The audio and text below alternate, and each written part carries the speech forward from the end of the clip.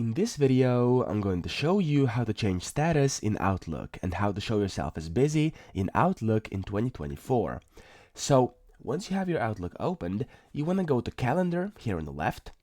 And if you want to appear busy in Outlook, what you want to do is essentially create a meeting or an appointment on that given day. So let's say I want to be busy on this day over here. So the 6th of September, let's say, even though that was in the past, I want to do up here where it says new appointment or new meeting, you click on it, and then you'll have to click either if you have a start or an end time, so whichever you have, just type it in, or you can give it at all day, so it will make you busy all day. And as you can see up here, you can click show as, and then from free, set it to busy. Okay, and it will show you as busy. Now once you've done this, you can also give it a title, so let's say important meeting or something like this, and then you want to click file, save, close this down, and as you can see, you now have this meeting over here. It's overdue, as I said it over here because it doesn't really matter for this tutorial. However, you will be shown as busy for that given day. What you can also do is go up here to file, and then down here at the bottom where it says options. In here, you can see calendar here on the left. You want to click on it. You want to scroll down, and here you will see change the permission for viewing free/busy information.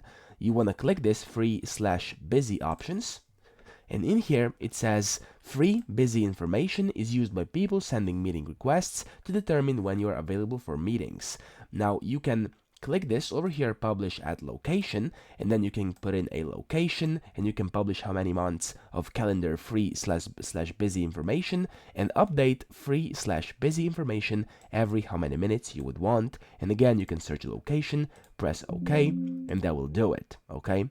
Now, as you can see over here, it said you have to enter any number from 0 to 36, and that'll work. So just enter in, for example, 4.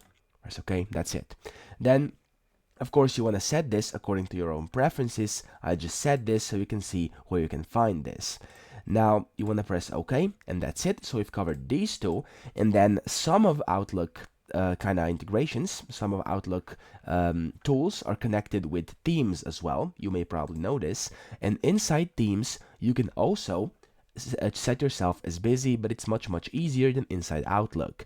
Inside Outlook, you can't simply press up here and set yourself as a busy status. However, in Teams, you can do just that. You want to click on yourself, and where it says available, you want to switch to busy, and there we go. You've successfully set yourself to busy, and that way we've done the most we can to appear busy on as many platforms as we can over here. So I hope this video helped you out, and if it did, please subscribe to the channel and help me out as well.